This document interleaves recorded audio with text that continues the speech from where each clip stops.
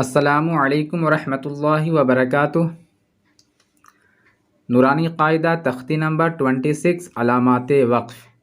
آج میں بتاؤں گا علامات وقف کے بارے میں۔ علامات وقف یعنی پنکچویشن، جیسے فل اسٹاپ اور کوما وغیرہ ہوتا ہے۔ اب اس کی ضرورت کیوں پڑتی ہے؟ اس کی ضرورت اس لیے پڑتی ہے کہ جب انسان آپس میں ایک دوسرے سے بات کرتا ہے تو کہیں رکتا ہے تو کہیں نہیں رکتا ہے، تو کہیں زیادہ رکتا ہے تو کہیں کم رکتا ہے۔ رکنے اور نہ رکنے کا خیال اگر نہ کیا جائے تو معنی بگڑ سکتا ہے، مطلب کچھ کا کچھ ہو سکتا ہے۔ مثال کے طور پر میں 2 جملے لکھتا ہوں، آپ اسے غور سے دیکھیں۔ پہلا، رک مت جا۔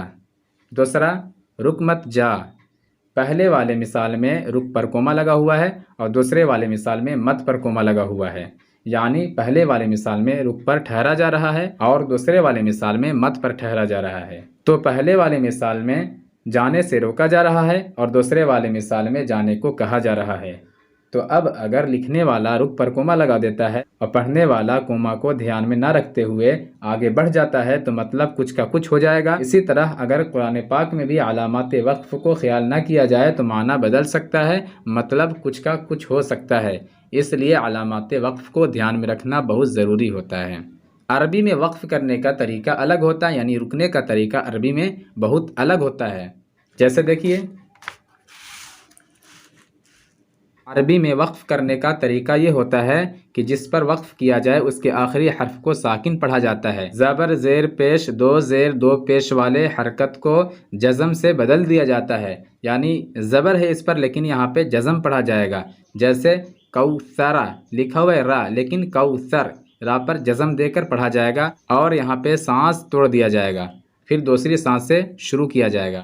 جیسے اِنَّا أَعْطَيْنَاكَ الْكَوْثَرَ لکھا ہوا ہے کوثر لیکن پڑھائے گا کوثر۔ اگر وقف کریں گے تو، اگر ملا کر پڑھیں گے تو کوثر پڑھائے گا، لیکن وقف کریں گے یعنی اگر یہاں پہ رکیں گے تو کوثر ہوگا، ٹھیک ہے۔ اِنَّا أَعْطَيْنَاكَ الْكَوْثَرَ۔ علامات وقف اس میں آپ کو دکھ رہا ہوگا، یہاں پہ وقف کی علامت ہے یعنی آیت ہے، اسی طرح یہاں پہ بھی وقف کی علامت ہے، یہاں پہ بھی وقف کی علامت ہے، اور دکھلاتا ہوں آپ کو، اور یہاں پہ بھی وقف کی علامت ہے، یہ بھی وقف کی علامت ہے، یہ سکتہ آ گیا۔ اسی طرح کس طرح وقف کرنا ہے نہ کرنا ہے یہ سارا اس میں بتایا گیا ہے۔ یہ طا یہ بھی وقف کی علامت ہے، جیم یہ بھی وقف کی علامت ہے۔ تو اس طرح قرآن پاک میں بہت جگہوں پر آتا ہے، تو اس کو خیال رکھنا ضروری ہے۔ تو آئیے اب ہم شروع کرتے ہیں۔ اس علامت کو آیت کہتے ہیں۔ یہاں پہ ٹھہرنا چاہیے جب بات مکمل ہو جاتی ہے، یعنی جب بات پوری ہو جاتی ہے تب گول سا نشان لگا دیا جاتا ہے، اسے آیت کہتے ہیں۔ اس علامت پر آیت کی طرح ٹھہرنا چاہیے، یعنی جس طرح آیت پر ٹھہرتے ہیں اسی طرح اس پر بھی ٹھہرنا چاہیے۔ میم یہ وقف لازم کی علامت ہے، اس پر ٹھہرنا ضروری یعنی اہم ہے۔ اگر میم پر نہیں ٹھہرا جائے تو معنی بدل سکتا ہے۔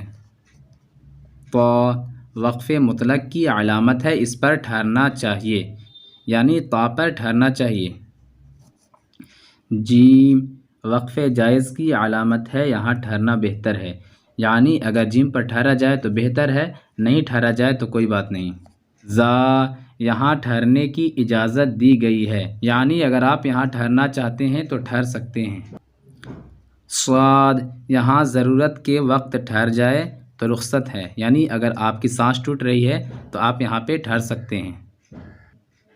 قاف یہاں ٹھہرنے میں کوئی حرج نہیں، یعنی قاف پہ ٹھہریں چاہے نہ ٹھہریں یہاں پہ کوئی حرج کی بات نہیں ہے۔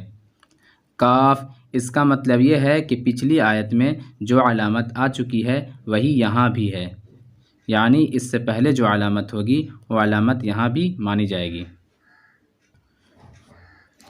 میم عین یا 3 نقطے بنے ہوتے ہیں، یہ معانقہ کی علامت ہے۔ 2 جگہ 3 نقطے لکھے ہوتے ہیں، ان میں سے ایک جگہ ٹھہرے اور ایک جگہ ملا کر پڑھے، یعنی اگر یہ علامت آ جائے تو ان میں سے ایک جگہ ٹھہرے اور ایک جگہ ملا کر پڑھے۔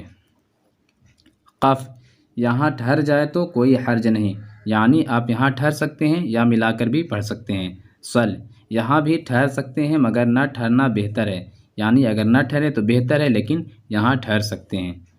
صلا، یہاں ملا کر پڑھنا چاہیے، یعنی یہاں پہ ملا کر پڑھنا چاہیے، یہاں پہ رکنا نہیں چاہیے۔ لام الف یعنی لا کا مطلب ہوتا ہے نہیں، یہ علامت کہیں آیت پر ہوتی ہے، اس پر ٹھہرنا جائز ہے، اور جہاں عبارت کے درمیان لا ہو وہاں ٹھہرنا جائز نہیں۔ آیت پر ہوتی ہے، میں دکھلا رہا ہوں، جیسے یہاں پہ آیت پر لا ہے، یہاں پہ ٹھہرنا چاہیے، لیکن اگر بیچ میں آ جاتا ہے تو یہاں پہ ٹھہرنا نہیں چاہیے۔ جیسے طا کی جگہ اگر لا آ جاتا تو یہاں پہ نہیں ٹھہرا جاتا، ملا کر پڑھا جاتا۔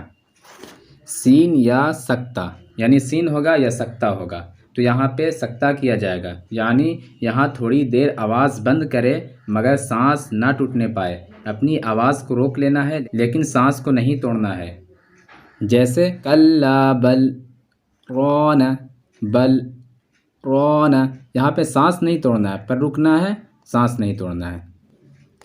وقفہ، یہاں سکتہ سے زیادہ آواز بند کرے اور سانس نہ ٹوٹنے پائے، یعنی جس طرح سکتہ میں ہے اس سے تھوڑا سا یہاں پہ زیادہ رکنا پڑتا ہے، یعنی سکتہ میں جس طرح آواز بند کی جاتی ہے اس میں اس سے تھوڑا سا زیادہ آواز بند کریں۔ جیسے وَلِيَتَمَتَّعُوا فَسَوْفَ يَعْلَمُونَ، اور جہاں یہ علامت مل جائے ان میں سے کسی ایک پر عمل کر سکتے ہیں، چاہے صلا پر کریں یا زا پر کریں یا قاف پر۔